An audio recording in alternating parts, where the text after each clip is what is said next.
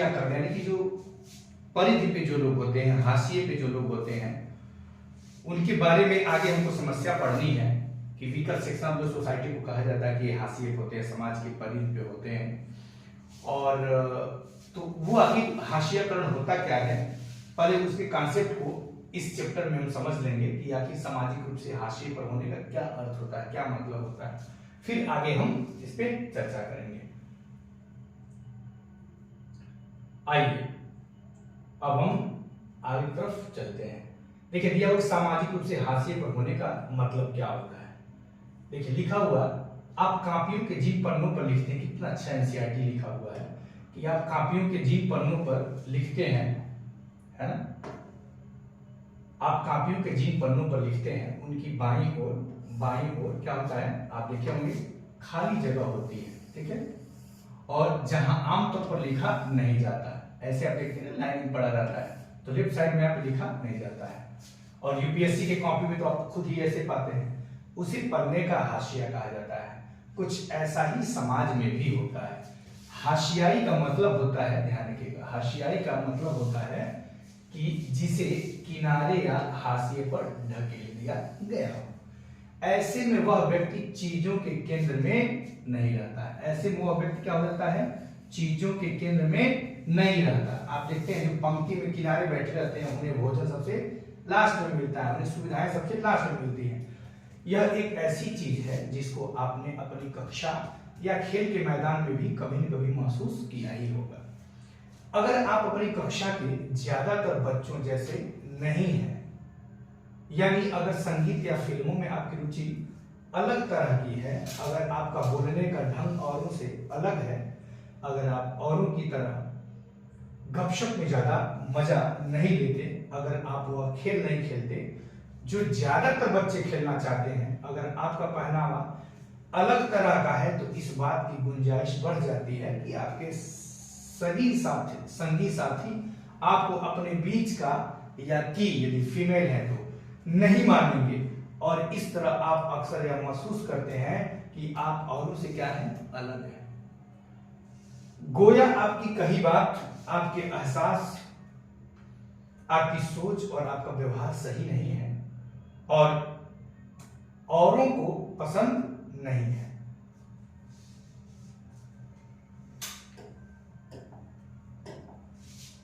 अब देखिए, कक्षा की तरह समाज में भी ऐसे समूह या समुदाय हो सकते हैं।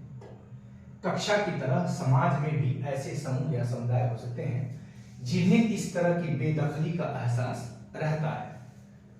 उनके हाशियाकरण की वजह यह हो सकती है कि वे एक अलग भाषा बोलते हैं, जो अल्पसंख्यक भाषा में आते हों, अलग रीति रिवाज वाले हों, अलग रीति रिवाज अपनाते हों, या बहुसंख्यक समुदाय के मुकाबले किसी दूसरे धर्म के हैं। जैसे भारत में बहुत से अल्पसंख्यक समुदाय के लोग होते हैं और इन बहुसंख्यक के बीच में वो क्या रहते हैं, हाशिए हो जाते हैं। इस तरह से ऐसे खास विशेष समुदाय के लोगों के अधिकारों की रक्षा करने के लिए हमारे संविधान में व्यापक चर्चा किया गया है। इसीलिए हमारे संविधान में भाषाई अल्पसंख्यक और धार्मिक अल्पसंख्यक नामक दो माइनॉरिटीज का जिक्र किया गया है। ये ध्यान रखिएगा। अक्सर देखा गया है कि कई बार परीक्षा में पूछा जाता है प्रीलिम्स में कि भारतीय संविधान में कितने प्रकार के माइनॉरिटीज का जिक्र किया गया है। तो ध्यान रखिएगा, दो प्रकार की माइनॉरिटीज का जिक्र किया गया। एक भाषाई अल्पसंख्यक यानी लिंग्विस्टिक माइनॉरिटीज और एक रिलीजियस माइनॉरिटीज। वे अपनी गरीबी के कारण सामाजिक हैसियत में कमतर माने जाने की वजह से और शेष लोगों के मुकाबले कमतर मनुष्य के रूप में देखे जाने की वजह से खुद को क्या करते हैं, हाशिए पर महसूस करते हैं। कई बार हाशियाई समूहों को लोग दुश्मनी और डर के भाव से भी देखते हैं। फासले और अलग थलग किए जाने का यह एहसास समुदायों को संसाधनों और मौकों का फायदा उठाने से रोक देता है। यानी यूं हम कहें कि अवसर उनके लिए जो हाशिए पे होते हैं उनके लिए अवसर क्या हो जाता है, अपर्याप्त हो जाता है। अब यहां ध्यान रखिएगा, यह एहसास समुदायों को जैसे कि संसाधनों और मौकों का, मौकों मतलब अवसरों का फायदा उठाने से रोक देता है। फलस्वरूप क्या होता है कि जो हाशियाई समुदाय होता है अपने अधिकारों के लिए आवाज उठाने में चूक जाते हैं, है ना। आवाज उठाने में क्या होते हैं, चुप जाते हैं। उन्हें समाज के ऐसे ताकतवर और वर्चस्वशाली तबकों के मुकाबले शक्तिहीनता और पराजय का एहसास रहता है। जिनके पास जमीन है, एक चीज ध्यान रखिएगा, जिनके पास क्या है, जमीन है, धन दौलत है, जो ज्यादा पढ़े लिखे और राजनीतिक रूप से ज्यादा ताकतवर है, इसका मतलब यह है कि हास्याकरण किसी एक ही दायरे में महसूस नहीं होता। हास्याकरण किसी एक ही दायरे में महसूस नहीं होता। यह हास्याकरण हम विभिन्न क्षेत्रों में देख सकते हैं, आर्थिक क्षेत्रों में भी देख सकते हैं, सामाजिक क्षेत्रों में भी देख सकते हैं और राजनीतिक क्षेत्रों में भी देख सकते हैं। लेकिन सभी दायरे समाज के कुछ तबकों को क्या करते हैं, हाशियाई महसूस करने के लिए विवश करते हैं। जैसे कि यदि हम कहें कि वर्तमान समय में महिलाओं का राजनीति में प्रभुत्व, राजनीति में पहुंच या राजनीति में, अभी देखिए आरक्षण संबंधी बिल जो है पारित तो हुआ है, इस तरह से बिल कई बार पारित हुआ है। संसद में महिलाओं के आरक्षण, संसद में महिलाओं का प्रतिनिधित्व पर्याप्त नहीं है। इस तरह से देखा जाए तो महिलाएं राजनीतिक तौर पर अपने समाज में अभी भी क्या है, हाशिए पे है। हालांकि पंचायतों में और नगरीय निकायों में, जैसे कि नगर निगम हो गया, नगर पालिका परिषद हो गया, नगर पंचायत हो गया, त्रिस्तरीय जो व्यवस्था है, या पंचायतों की त्रिस्तरीय जो व्यवस्था है, जिला पंचायत हो गया, क्षेत्र पंचायत या ब्लॉक पंचायत हो गया, या ग्राम पंचायत हो गया, इसमें महिलाओं के आरक्षण संबंधी प्रावधान होने की वजह से महिलाओं का प्रतिनिधित्व निश्चित तौर पर इसमें बढ़ा है, किंतु फिर भी अभी भी वो कहीं न कहीं हाशिए पे ही रह रही हैं, ऐसा देखा गया है। राज्यों की विधानसभाओं में भी महिला आरक्षण नहीं है। यही वजह है कि आज महिलाएं राजनीतिक तौर पे क्या है, हाशिए पे है। अब देखिए इस अध्याय में आप दो ऐसे समुदायों के बारे में पढ़ेंगे, दो समुदाय जिन्हें आज भारत में सामाजिक रूप से हाशिए पर माना जाता है। आदिवासी, अब देखिए आदिवासी और हाशियाकरण, एक आदिवासी समुदाय है, इनको हाशियाकरण माना जा रहा लग रहा है। देखिए क्या है, कह रहा है आदिवासी और हाशियाकरण। इस पर हम एक नजर डालते हैं कि दिल्ली में क्या है, एक आदिवासी परिवार है, सोमा और हेलेन दादाजी के साथ बैठकर, सोमा और हेलेन दो पात्र हैं कि सोमा है और हेलेन है, वो अपने दादाजी के साथ बैठकर टेलीविजन पर गणतंत्र दिवस के परेड देख रही हैं, यानी लड़कियां हैं। ठीक है, ये दादाजी हैं, अरे देखो आदिवासियों की नाम, ये देखिए दादाजी हैं, ये हेमा और हेलेन है, सोमा और हेलेन है।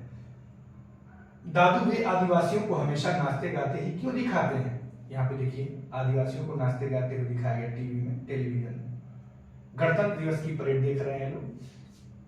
जब मैं तुम्हारी उम्र का था, या यहाँ पे देखिए इसके बाद जस्ट यहाँ पे दिया गया है, हाँ क्या हमारे बारे में वे और कुछ भी नहीं जानते हैं, केवल हमारे बारे में नाच गान डांस यही सब चीज देखते हैं। अब देखिए दादा क्या समझा रहे हैं, कह रहे हैं कि सही कहा तुमने, आदिवासियों की दुनिया बहुत ही समृद्ध है, प्रॉस्पेरिटी की बात बता रहे हैं। ज्यादातर लोगों को इस बात का कुछ पता ही नहीं है कि आदिवासियों की संस्कृति क्या है। अब देखिए दादू कह रहे हैं वे आदिवासियों को हमेशा नाचते गाते ही क्यों दिखाते हैं। अब ध्यान रखिए, जब मैं तुम्हारी उम्र का था तो उड़ीसा में हमारा गांव बहुत खूबसूरत हुआ करता था। अब देख लीजिए क्या कह रहे हैं दादा, क्या कह रहे हैं कि जब मैं तुम्हारी उम्र का था तो उड़ीसा में हमारा गांव बहुत खूबसूरत हुआ करता था, हमें अपनी जरूरत की सारी चीजें अपनी जमीन और जंगलों से मिल जाती थी। ये देख लीजिए, यानी कि कह रहे हैं कि हमारा गांव जो था वो गांव क्या था, आत्मनिर्भर था। ध्यान दीजिएगा इन सब बातों को, आत्मनिर्भर। इसीलिए साथियों कहा जाता है कि जनजातीय जो समाज है या जो आदिवासी समाज था वो निश्चित तौर पे वो क्या था, पूर्णतः आत्मनिर्भर था। यही वजह है कि देखिए कोविड के काल में जनजातियां बहुत कम प्रभावित हुई, या यूं हम कहें कि एक तरह से प्रभावित भी नहीं हुई। देखिए जब मैं तुम्हारी उम्र का था तो उड़ीसा में हमारा गांव बहुत खूबसूरत हुआ करता था, हमें अपनी जरूरत की सारी चीजें अपनी जमीन पे और जंगलों में क्या हो जाती थी, उपलब्ध हो जाती थी, मिल जाती थी। हम भी अपनी धरती, जंगलों और नदियों की बहुत कदर करते थे, यानी कि प्राकृतिक संपदाओं की जम के क्या करते थे, रक्षा करते थे। जिन प्राकृतिक संपदाओं का आज औद्योगिक समाज जमकर शोषण, जमकर दोहन कर रहा है, निश्चित तौर पे उनसे लाख गुना बेहतर कौन थे? आदिवासी समुदाय थे। तभी अचानक हमें बताया गया कि ये जंगल हमारे नहीं है। अचानक ये बताया गया कि ये जो फॉरेस्ट है, ये जो जंगल है, ये जंगल हमारे नहीं है। वन विभाग के अफसरों, ध्यान रखिएगा, वन विभाग के अफसरों और ठेकेदारों ने बहुत सारा जंगल साफ कर डाला, जंगल काट दिया।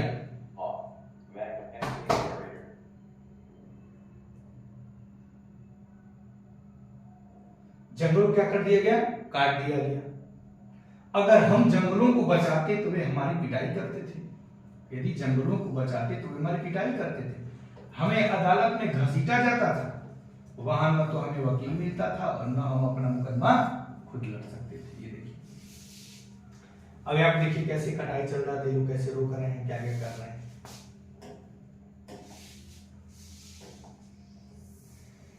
अब देखिए, तो फिर आपने अपनी जान कैसे बचाई? अब ये लड़कियां पूछ रही हैं कि फिर आपने जान अपनी कैसे बचाई? इन्होंने कहा, फिर अफसर आए, उन्होंने कहा कि हमारी जमीन के नीचे लोहे के भंडार है और वे उसे निकालना चाहते हैं, खनन करना चाहते हैं। उन्होंने बड़े बड़े वादे किए, कहते थे कि अगर हम अपनी जमीन उन्हें बेच दें तो वे हमें नौकरी भी देंगे और पैसा भी देंगे। कुछ गांव वाले बहुत खुश हुए, कुछ को लगता था कि इससे हमारी जिंदगी तबाह हो जाएगी। कुछ ने तो कागजों पर अंगूठे के निशान भी लगा दिए। इस पर आधारित चक्रव्यूह पिक्चर है, उसको भी आप देख सकते हैं, बहुत अच्छा पिक्चर है। और कुछ ने तो कागजों पर अंगूठे के निशान भी लगा दिए। उन्हें पता ही नहीं था कि अंगूठे का निशान लगाकर वे अपनी जमीन बेच रहे हैं। मुट्ठी भर लोगों को उन्होंने छोटी मोटी नौकरी पर रख लिया, लेकिन ज्यादातर लोगों ने अपनी जमीनें नहीं बेची। फाइल है आदिवासी भूमि अधिग्रहण का, ध्यान रखिए। ये कोई अफसर है और एक फाइल लेकर के ऐसे दिखा रहे हैं। अब यहाँ पे देखो दादाजी क्या बता रहे हैं, कह रहे हैं कि हम में से बहुत सारे लोगों को अपने घर बार छोड़ने पड़े। आसपास के कस्बों में जो काम धंधे समय समय पर मिल जाते, हम उन्हें करने लगे। एक आदिवासियों की दुर्दशा के बारे में बताया जा रहा है। तब उन्होंने हमारे साथ मारपीट शुरू कर दी। वे हमें तरह तरह के धमकियां देने लगे। आखिरकार उन्होंने सबको अपने पुरखों की जमीन बेचने और छोड़ने के लिए मजबूर कर दिया। हमारी पूरी जीवन शैली का रातों रात नामो निशान गायब हो गया। हमारी जो जीवन शैली थी वह प्रकृति पर आधारित थी और हम एक तरह से पूरी तरह से क्या थे? आत्मनिर्भर थे। अपनी जमीन पे हम अपनी आवश्यकताओं की सभी चीजों को लगभग उगा लेते थे और जंगलों से अपनी आवश्यकताओं को पूरा कर लेते थे। ओ दादू, और हमारी जमीन, उसका क्या हुआ? अब देखिए कह रहे हैं कि 30 एकड़ जमीन के बदले ठेकेदार से हमें बस थोड़ा सा पैसा मिला। मैं अपने ज्यादातर दोस्तों से उसके बाद फिर कभी नहीं मिल पाया। अब देखिए, शहर में वे पैसे मुश्किल से थोड़े दिन चले। हमारे पास रोजी रोटी का कोई साधन नहीं बचा था। हम सब किराए पर एक कमरे के मकान में रहने लगे। अपनी बेखौफ जिंदगी और उस खुले माहौल की हमें बहुत ही याद आती थी। कुछ साल बाद तुम्हारे पिताजी को दिल्ली में नौकरी मिल गई और हम यहाँ चले आए। वे बड़े कठिनाई भरे दिन थे, इसीलिए तुम दोनों को भी हम कई साल तक स्कूल नहीं भेज पाए। देखिए, मुझे स्कूल जाने से नफरत थी। हम पढ़ाई में इतने पीछे थे कि सारे बच्चे हमारा मजाक उड़ाते थे। हम घर में संथाली भाषा बोलते थे, इसलिए हिंदी में बात ही नहीं कर पाते थे। लेकिन अब हमारे कुछ दोस्त बन गए हैं, मैं थोड़ी बहुत अंग्रेजी भी बोल लेती हूँ। काश मैं अपने दोस्तों को अपना गांव बर्बाद होने से पहले दिखा सकता था, देखो मेरा गांव कितना बेहतर था। तुम लोग अभी भी अपने गांव के बारे में बता सकती हो, इससे वे काफी कुछ सीख सकते हैं। एक दिन मैं अपनी यानी आदिवासियों की कहानी पर एक फिल्म बनाऊंगी। अब देखिए कितना बढ़िया है। चक्रव्यूह में यही दिखाया गया है साथियों। चक्रव्यूह पिक्चर अब देखिएगा। अभी आपने पढ़ा कि किस तरह दादू को उड़ीसा का अपना गांव छोड़ना पड़ा। दादू की कहानी हमारे देश के लाखों आदिवासियों की कहानी से मिलती जुलती है। न केवल दादू आदिवासी के साथ इस तरह की घटनाएं घटती हैं, बल्कि इस तरह की घटनाएं कई आदिवासी समाजों में भी देखने को मिलता है।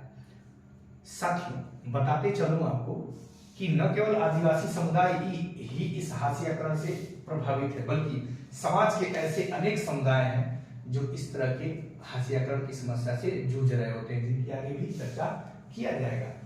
अब देखिए कह रहा है अभी आपने पढ़ा किस तरह दादू को उड़ीसा का अपना गांव छोड़ना पड़ा। दादू की कहानी हमारे देश के लाखों आदिवासियों की कहानी से मिलती जुलती है। इस समुदाय के हाशियाकरण के बारे में आप इस अध्याय में और विस्तार से पढ़ेंगे। अब ये कह रहा है कि कम से कम 3 कारण बताइए कि विभिन्न समूह हाशिए पर क्यों चले जाते हैं। फिर उसके बाद दादू को उड़ीसा का अपना गांव क्यों छोड़ना पड़ा। ठीक है, वन विभाग के अफसरों की वजह से। देखिए आदिवासी कौन लोग हैं, थोड़ा सा परिचय में दे रखा है। आदिवासी शब्द का मतलब होता है मूल निवासी। क्या होता है? मूल निवासी, यानी मूलतः जो यहाँ पे निवास करता है। ये ऐसे समुदाय हैं जो जंगलों के साथ जीते आए हैं और आज भी उसी तरह जी रहे हैं। भारत की लगभग 8% आबादी आदिवासियों की है। देश के बहुत सारे महत्वपूर्ण खनन एवं औद्योगिक क्षेत्र आदिवासी इलाकों में हैं। जमशेदपुर देख लीजिए, राउरकेला देख लीजिए, बोकारो और भिलाई का नाम आपने सुना ही होगा। आदिवासियों की सारी आबादी एक जैसी नहीं है। आदिवासियों की सारी आबादी एक जैसी नहीं। भारत में 500 से ज्यादा तरह के आदिवासी समूह हैं। छत्तीसगढ़, झारखंड, मध्य प्रदेश, उड़ीसा, गुजरात, महाराष्ट्र, राजस्थान, आंध्र प्रदेश, पश्चिम बंगाल तथा उत्तर पूर्व के अरुणाचल प्रदेश, असम, मणिपुर, मेघालय, मिजोरम, नागालैंड एवं त्रिपुरा आदि राज्यों में आदिवासियों की संख्या काफी ज्यादा है ना। अकेले उड़ीसा में ही 60 से ज्यादा अलग अलग जनजातीय समूह रहते हैं। आदिवासी समाज औरों से बिल्कुल अलग दिखाई देते हैं क्योंकि उनके भीतर ऊंच नीच का फर्क बहुत कम होता है। ध्यान से समझ लीजिएगा। कितना बढ़िया बात यहाँ बताई गई कि आदिवासियों में सामाजिक संस्करण बहुत कम पाया जाता है, ऊंच नीच की भावना नहीं पाई जाती। आदिवासी समाज औरों से बिल्कुल अलग दिखाई देते हैं क्योंकि उनके भीतर ऊंच नीच का फर्क बहुत कम होता है। यानी कि यहाँ पे हायरार्की, ध्यान, विभेदीकरण तो पाया जाता है लेकिन संस्करण नहीं पाया जाता है। डिफरेंशिएशन पाया जाता है लेकिन स्ट्रेटिफिकेशन नहीं पाया जाता है। अब आइए देखते हैं, इसी वजह से ये समुदाय जाति वर्ण पर आधारित समुदाय या राजाओं के शासन में रहने वाले समुदाय से बिल्कुल अलग होते हैं। आदिवासियों के बहुत सारे जनजातीय धर्म होते हैं। उनके धर्म इस्लाम, हिंदू, ईसाई आदि धर्मों से बिल्कुल अलग है। हालांकि आदिवासियों के, जनजातियों के जो धर्म है, कर्मकांड है, जो रीति रिवाज है, वो हिंदू धर्म से मिलता जुलता है। इसीलिए इनको आदिम हिंदू कह करके कई लोगों के द्वारा इसे पुकारा गया। आदिवासियों के बहुत सारे जनजातीय धर्म होते हैं। उनके धर्म इस्लाम, हिंदू, ईसाई आदि धर्मों से बिल्कुल अलग है। वे अक्सर अपने पुरखों की गांव और प्रकृति की उपासना करते हैं। देख लीजिए कितनी बढ़िया संस्कृति है। वे अक्सर अपने पुरखों की और गांव की और प्रकृति की, अपने पुरखों की, अपनी गांव की और प्रकृति की उपासना करते हैं। प्रकृति से जुड़ी आत्माओं में पर्वत, नदी, पशु आदि की आत्माएं हैं। ये विभिन्न स्थानों से जुड़ी होती हैं और इनका वही निवास माना जाता है। ग्राम क्या करता है? आत्माओं की अक्सर गांव की सीमा के भीतर निर्धारित पवित्र लता कुंजों में पूजा की जाती है।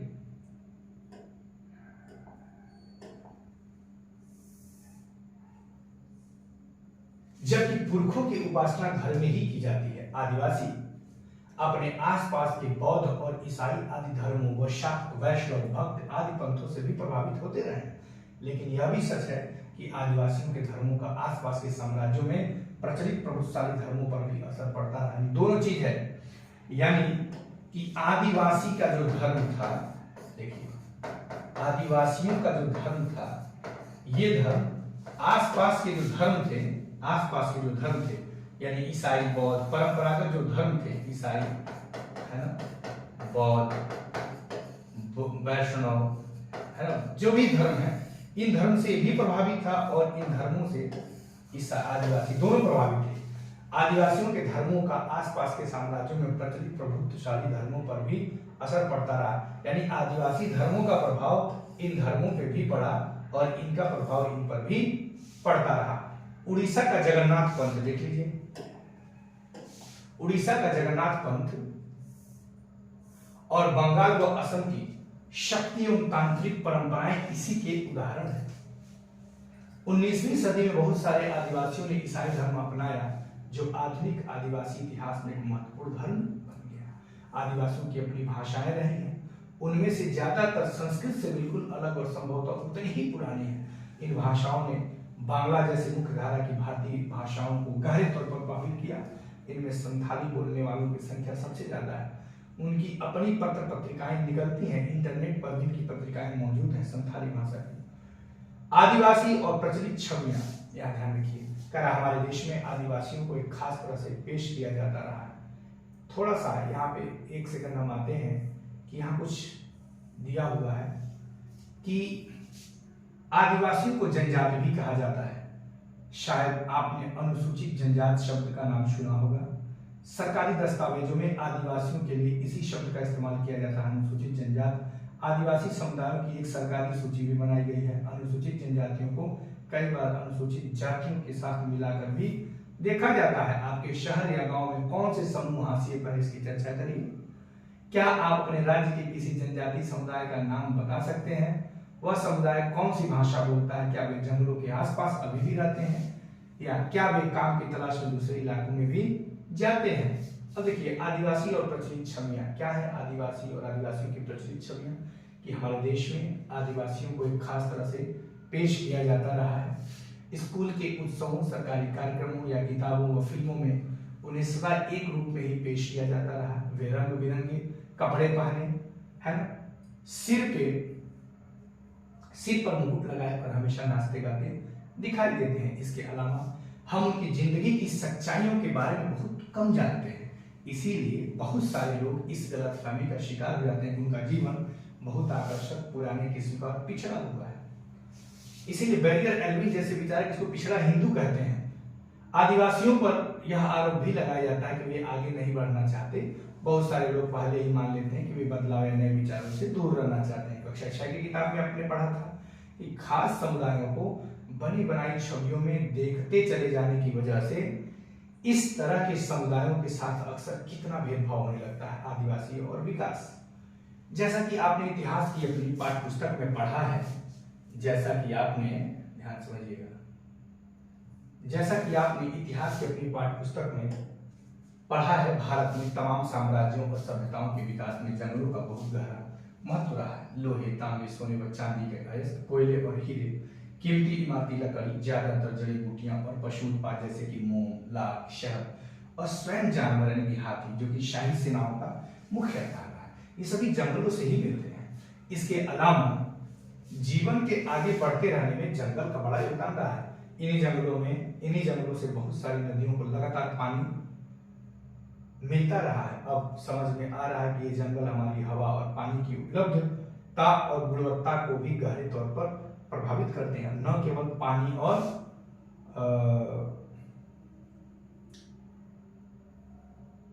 हमारे प्राकृतिक संसाधन को समृद्ध भी बनाए रखते हैं।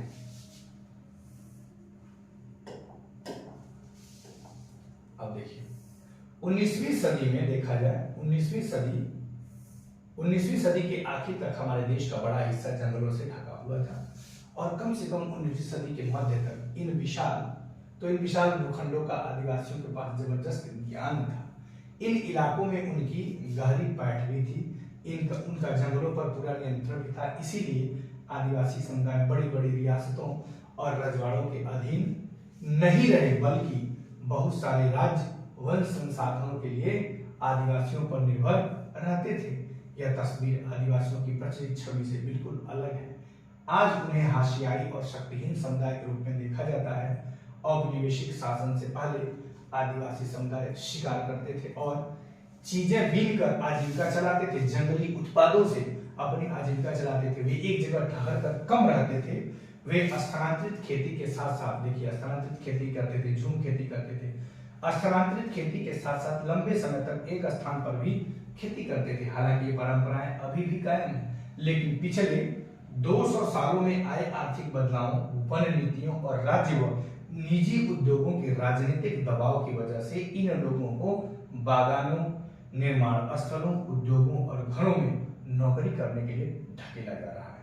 इतिहास में पहली बार ऐसा हो रहा है कि आज उनका वन क्षेत्रों पर कोई नियंत्रण नहीं है और न ही उन तक सीधी पहुंच है।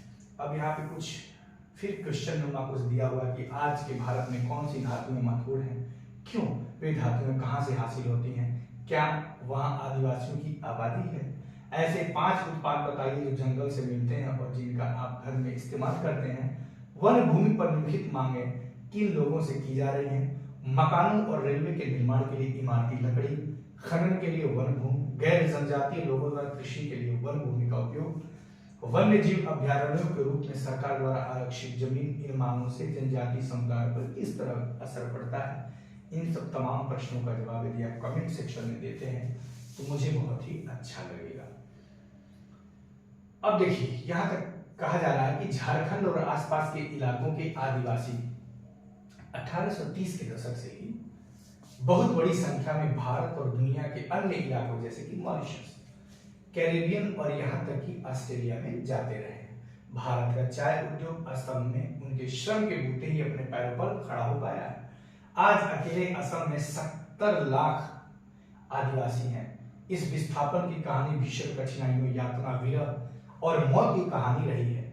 19वीं सदी में ही इन पलायनों के कारण 5 लाख आदिवासी मौत के मुंह में जा चुके थे। नीचे दिया गया गीत आदिवासियों की आकांक्षाओं और असम में उनके वास्तविक हालत की वानगी पेश करता है। आओ मिनी असम चले, हमारे देश में तो बहुत कष्ट है।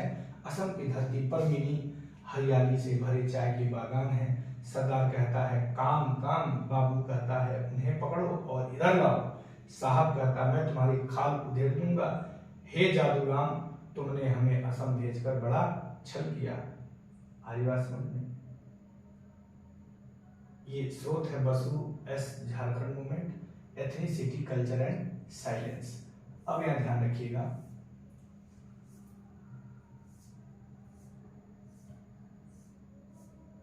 अब हम आते हैं,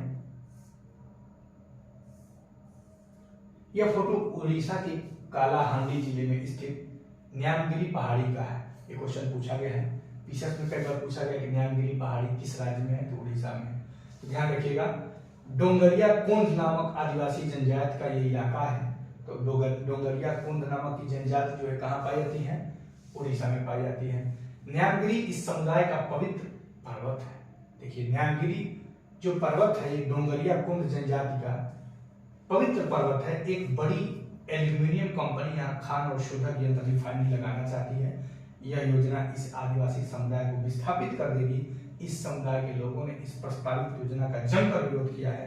पर्यावरणवादी भी उनका समर्थन कर रहे हैं। सर्वोच्च न्यायालय में कंपनी के खिलाफ मुकदमा भी चल रहा है। इमारती लकड़ी और खेती व उद्योगों के लिए विशाल वन भूमियों को साफ किया जा चुका है। आदिवासियों के इलाकों में खनिज पदार्थों और अन्य प्राकृतिक संसाधनों की भी भरमार रही है। इसीलिए इन जमीनों को खनन और अन्य विशाल औद्योगिक परियोजनाओं के लिए बार बार छीना गया है। जनजाति भूमि पर कब्जा करने के लिए ताकतवर गुटों ने हमेशा मिलकर क्या किया है, काम किया है। काफी बार उनकी जमीन जबरन छीनी गई है और निर्धारित प्रक्रियाओं का पालन बहुत कम किया गया है। सरकारी आंकड़ों से पता चलता है कि खनन और खनन परियोजनाओं के कारण विस्थापित होने वालों में 50% से ज्यादा केवल आदिवासी रहे हैं। आदिवासियों के बीच काम करने वाले संगठनों की एक ताजा सर्वेक्षण रिपोर्ट से पता चलता है कि आंध्र प्रदेश, छत्तीसगढ़, उड़ीसा और झारखंड में जो लोग विस्थापित हुए हैं उनमें से 79% आदिवासी थे। उनकी बहुत सारी जमीन देश भर में बनाए गए सैकड़ों बांधों के जलाशयों में डूब चुकी है। पूर्वोत्तर भारत में उनकी जमीन लंबे समय से सशस्त्र बलों और उनके बीच चलने वाले टकरावों से बिंधी है।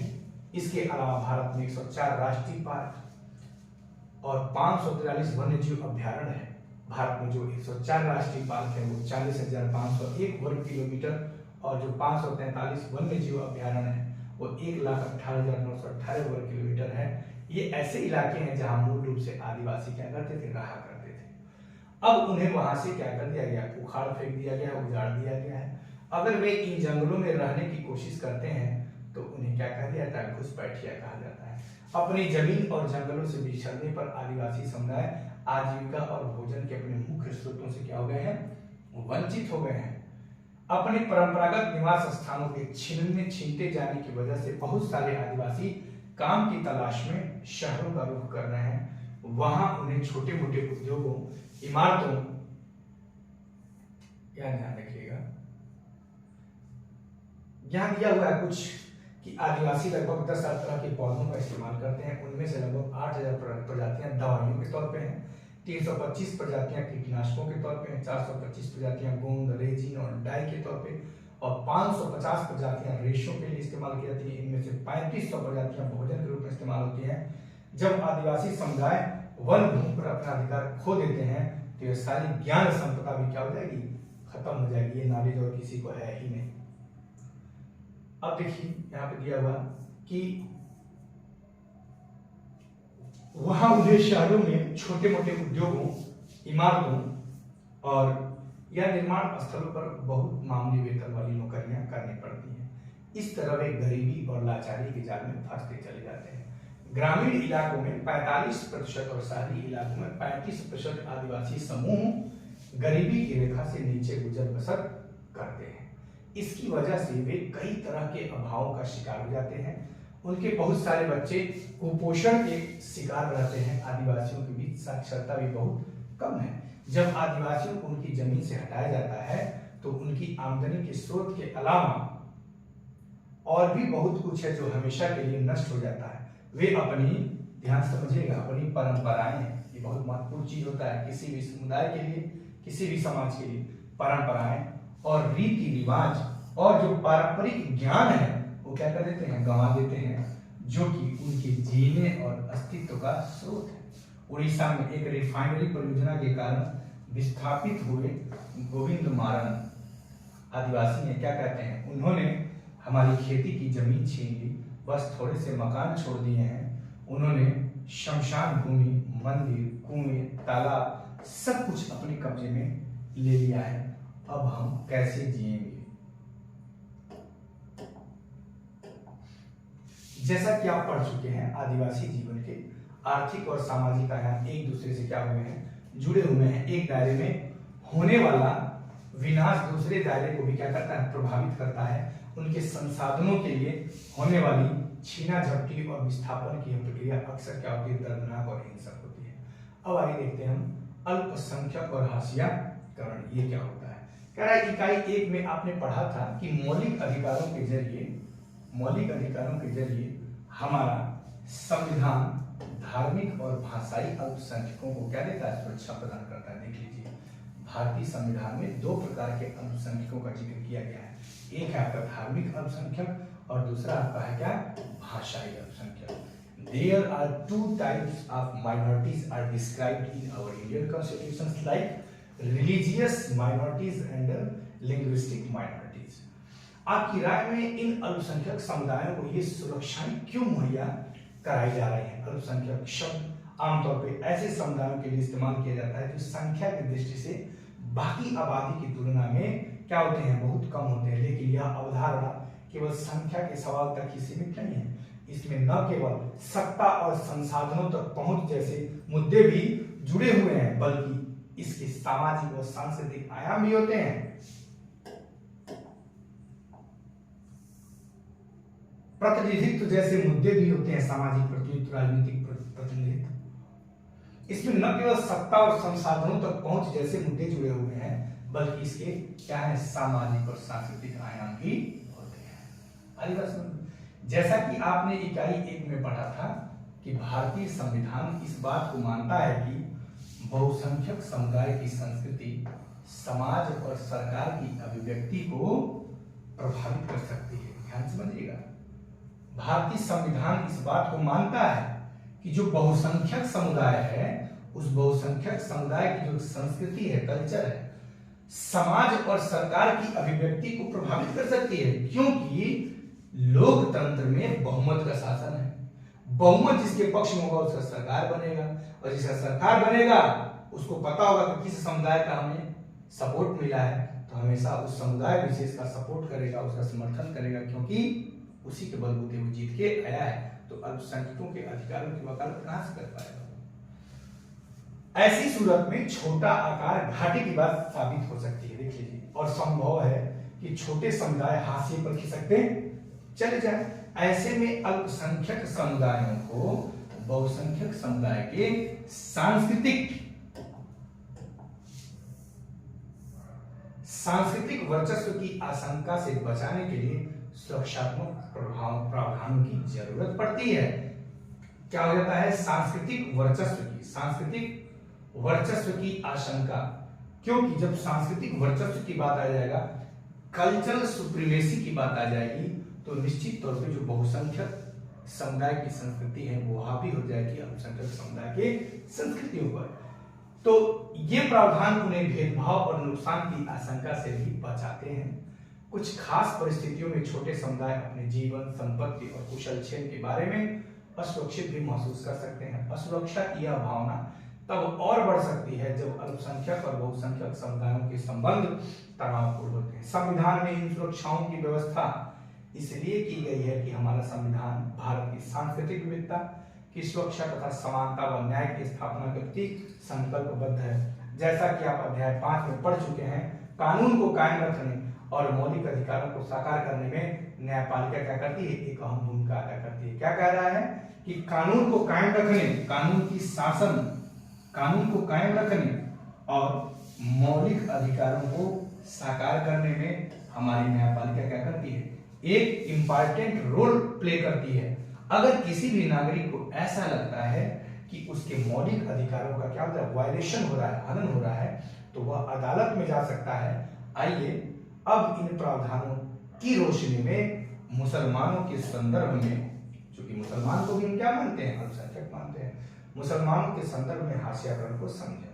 अभी तक हमने किस समुदाय को देखा था? आदिवासी समुदाय को देखा। अब किस समुदाय को देखेंगे? मुसलमान समुदाय को देखेंगे। आइए देखिए मुसलमान और हाशियाकरण। वर्ष 2011 की जनगणना के अनुसार भारत की आबादी में मुसलमानों की संख्या कितना है? 14.2% है।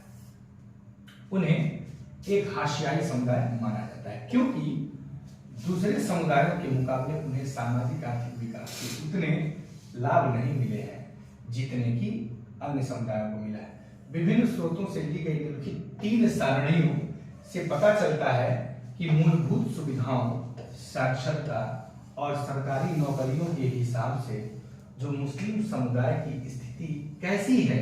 तो नीचे दिए गए तीनों सारणियों को पढ़कर बताइए कि वे मुस्लिम समुदाय की सामाजिक आर्थिक स्थिति के बारे में क्या बताती है। यानी चार्ट में दिया गया, सारणी में दिया गया। देखिए दिया गया मूलभूत सुविधाएं, धार्मिक समुदाय, हिंदू, मुसलमान और ईसाई और सिख। किसमें पक्का घर सबसे ज्यादा किसको उपलब्ध है? 91.3% पक्का घर सिखों को उपलब्ध है। बिजली इन्हीं को उपलब्ध है। नल का पानी। स्रोत India human development report 2011 toward social inclusion, Oxford university press for institute of applied man power research, योजना आयोग, भारत सरकार, नई दिल्ली। ये ध्यान रखिएगा, इस तरह का रिपोर्ट जब कभी लेटेस्ट करंट अफेयर में आपको मिले तो इसको घोल के पी जाइएगा। इसका मतलब यह है कि एनसीईआरटी इस रिपोर्ट को कोड कर रही है, तो रिसेंट जो आएगा वो आपसे प्रीलिम्स में और मेंस में उठा करके पूछ दिया जाएगा। इनमें से कौन से समुदायों को मूलभूत सुविधाएं सबसे ज्यादा, सबसे कम उपलब्ध है? आपको पता है सबसे ज्यादा सुविधाएं किसको उपलब्ध है? सिखों को उपलब्ध है। उसके बाद ईसाइयों को उपलब्ध है। आगे बात समझ। अब आइए देखते हैं विभिन्न धर्मों में साक्षरता का क्या रेशियो है। कुल 74 है, हिंदू में 63 है, मुस्लिम 57%, ईसाई 74, सिख 67, बौद्ध 71 और जैन सबसे ज्यादा। साक्षरता कहाँ है धर्मों में? जैनों में सबसे ज्यादा साक्षरता है।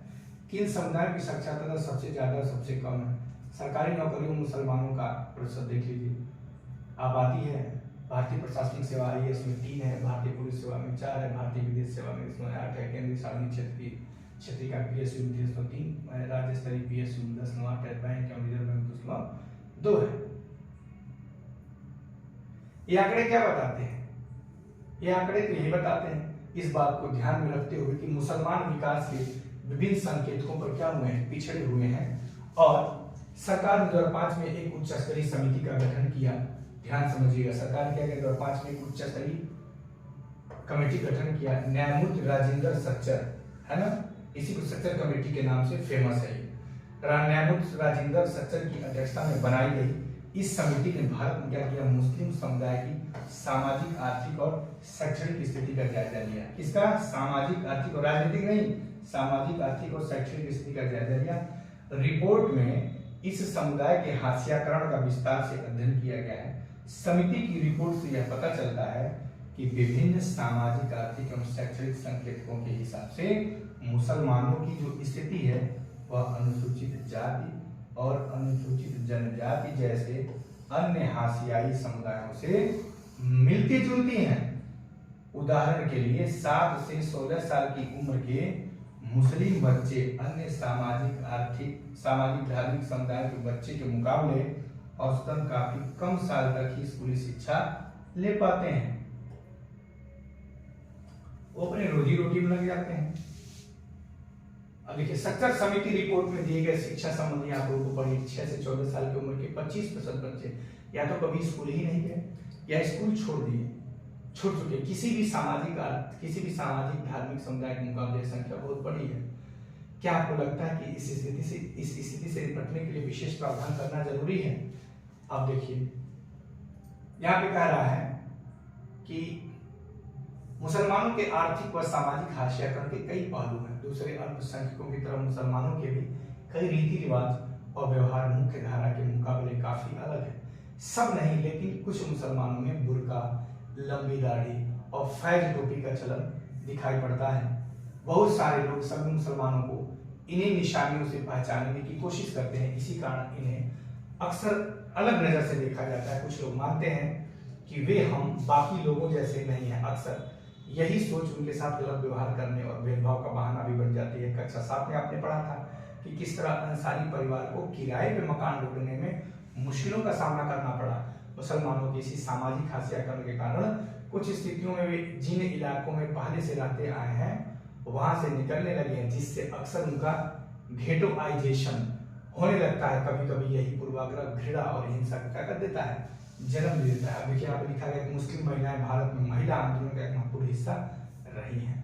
मैं एक मुस्लिम बहुल क्षेत्र में रहती हूँ। एक कहानी है NEF फारूकी की। मैं एक मुस्लिम बहुल क्षेत्र में रहती हूँ। कुछ दिन पहले रमजान के दौरान वहाँ कुछ गड़बड़ी हुई जिसने जल्दी ही सांप्रदायिक रूप ले लिया। मैं और मेरा भाई पड़ोस में ही इफ्तार की एक दावत में गए थे। मैंने परंपरागत कपड़े यानी कि सलवार और कमीज पहनी थी। मेरा भाई शेरवानी पहने था। घर लौटने पे हमें कहा गया कि हम अपने कपड़े बदलकर जीन्स और टी-शर्ट पहन लें। अब जबकि सब कुछ ठीक है तो मुझे हैरत होती है कि हमें कपड़े बदलने के लिए क्यों कहा गया और मुझे यह बात अजीब क्यों नहीं लगी। क्या हमारे पहनावे से हमारी पहचान पता चल जाती है? और क्या यही पहचान सारे खतरों और भेदभाव की जड़ है? क्या उपरोक्त निबंध आपकी ही उम्र की एक बच्ची ने लिखा है। आपकी राय में वह क्या कहने का प्रयास कर रही है, आइए देखते हैं। कह रहा है कि इस अध्याय के उपरोक्त भाग में हमने देखा कि मुसलमानों के आर्थिक और सामाजिक हाशियाकरण के बीच गहरा संबंध है। इसी अध्याय में पीछे आपने आदिवासियों की स्थिति के बारे में भी पढ़ा। 7वीं कक्षा में आप भारत में औरतों की असमान स्थिति के बारे में पढ़ चुके हैं। इन सारे समूहों के अनुभवों से पता चलता है कि हाशियाकरण एक जटिल परिघटना है जिससे निपटने के लिए कई तरह की रणनीतियों, साधनों और सुरक्षाओं की क्या है, जरूरत है। इसका मतलब क्या है कि संविधान द्वारा परिभाषित अधिकारों और इन अधिकारों को साकार करने वाले कानूनों व नीतियों की रक्षा में हम सभी की बराबर जिम्मेदारी बनती है। इनके बिना न तो हम उस विविधता की रक्षा कर पाएंगे जो हमारे देश की एक अनूठी छटा देती है और न ही समानता के प्रति राज्य की प्रतिबद्धता को साकार कर पाएंगे। अब देखिए, निष्कर्ष क्या देता है? निष्कर्ष ये देता है कि इस अध्याय में हमने यह समझने का प्रयास किया कि हाशियाई समुदाय होने का क्या मतलब होता है। हमने विभिन्न हाशियाई समुदायों के अनुभवों के जरिए इस बात को समझने का प्रयास किया कि इन समुदायों के हाशिए पर रह जाने के अलग अलग कारण है। इन समुदायों के हाशियों पर रह जाने के अलग अलग कारण है। प्रत्येक समुदाय इसको अलग अलग तरह से महसूस भी करता है। हमने यह भी देखा कि हाशियाकरण का संबंध अभाव, पूर्वाग्रह और शक्तिहीनता के एहसास से जुड़ा हुआ है। हमारे देश में कई और भी हाशियाई समुदाय हैं। दलित भी इसी तरह का एक समुदाय है। इस समुदाय के बारे में हम अगले अध्याय में विस्तार से पढ़ेंगे। हाशियाकरण से कमजोर सामाजिक हैसियत ही नहीं पैदा होती बल्कि शिक्षा व अन्य संसाधनों तक पहुंच भी बराबरी का नहीं मिल पाता। इसके वजह से हाशियाई समुदायों का जीवन भी, इसके बावजूद हाशियाई समुदाय का जीवन भी बदला जा सकता है और बदलता भी है। कोई भी हमेशा एक ही तरह से हाशिए पर नहीं रहता। अगर हम हाशियाकरण के इन उदाहरणों पर ध्यान दें तो पाएंगे कि इन दोनों समुदायों के पास भी संघर्ष और प्रतिरोध का एक लंबा सा इतिहास रहा है।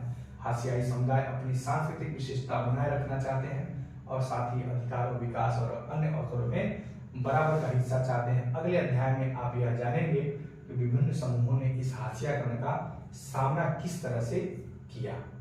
अब यहाँ पे अभ्यास से संबंधित कुछ प्रश्न दिए गए हैं और यहाँ दिया गया है कि सच्चर समिति के रिपोर्ट में मुसलमानों के बारे में प्रचलित दूसरी गलतफहमियों को भी उजागर कर दिया है। आमतौर पर यह माना जाता है कि मुसलमान अपने बच्चे को सिर्फ मदरसों में भेजना चाहते हैं। आंकड़ों से पता चलता है कि केवल 4% मुसलमान बच्चे मदरसों में जाते हैं। मुसलमानों के 66% बच्चे सरकारी और 30% बच्चे निजी स्कूलों में पढ़ रहे हैं। तो ये धारणा जो मन में बनी हुई थी नेगेटिव सेंस में मुसलमानों के प्रति, ये उसका समिति के द्वारा खंडन किया जाता है। अब देखिए यहाँ पे क्या कहा गया है, अभ्यास से संबंधित कुछ प्रश्न है कि हाशियाकरण शब्द से क्या समझते हैं। अभ्यास के प्रश्न को साथियों, ये मेरा रिक्वेस्ट है, अनुरोध है कि आप निश्चित तौर पे क्या करें, पढ़ें और इसको लिखने का अभ्यास करें। उसका आंसर नहीं लिख पाते हैं, पुनः एनसीईआरटी को पढ़ें और तब तक लिखने का प्रयास करें जब तक समझ में ना आ जाए। यहाँ पे दिया है ऊंच नीच, आप जानते होंगे। घेटोआइजेशन एक नया शब्द मिला है। आमतौर पे झुग्गी झोपड़ियों में रहने वाले, गरीब बस्तियों में रहने वालों को घेटो कहा जाता है। घेटोआइजेशन क्या, इसको समझते हैं। यह शब्द आमतौर पर ऐसे इलाके या बस्ती के लिए किया जाता है जिसमें मुख्य रूप से एक ही समुदाय के लोग रहते हैं। घेटोआइजेशन इस स्थिति तक पहुंचने वाली प्रक्रिया को कहा जाता है। यह प्रक्रिया विभिन्न सामाजिक, सांस्कृतिक और आर्थिक कारणों पर आधारित हो सकती है। भय या दुश्मनी भी किसी समुदाय को एकजुट होने के लिए मजबूर कर सकती है, क्योंकि अपने समुदाय के लोगों के बीच रहने को उन्हें ज्यादा राहत मिलती है। इस समुदाय के पास आमतौर पर वहां से निकल पाने के ज्यादा विकल्प नहीं होते हैं, जिसके कारण उससे समाज से कटता चला जाता है। मुख्य धारा, कायदे से किसी नदी या जलधारा के मुख्य बहाव को मुख्य धारा कहा जाता है। इस अध्याय में यह शब्द एक ऐसे सांस्कृतिक संदर्भ के लिए इस्तेमाल हुआ है जिसमें वर्चस्वशाली समुदाय के रीति रिवाजों और प्रचलनों को ही सही माना जाता है। इसी क्रम में उन लोगों या समुदायों को भी मुख्य धारा कहा जाता है जिन्हें समाज का केंद्र माना जा रहा है, जैसे बहुधा शक्तिशाली या वर्चस्वशाली समूह। विस्थापित ऐसे लोग जिन्हें बांध, खनन आदि विशाल विकास परियोजनाओं की जरूरतों को पूरा करने के लिए जबरन उनके घर बार से उजाड़ दिया जाता है। कुपोषित ऐसा व्यक्ति जिसे पर्याप्त भोजन या पोषण नहीं मिलता है। इस तरह से साथियों, ये है हाशियाकरण की समझ, जिसको हमने आज के लेक्चर में देखा, सुना, जाना। नेक्स्ट, अब हमने हाशियाकरण की समझ को हमने पढ़ा और हमने देखा, बहुत कुछ इससे हमने समझा भी। नेक्स्ट लेक्चर है, उसको नेक्स्ट लेक्चर को हम अगले वीडियो में देखेंगे। आज बस यहीं तक। Thank you so much.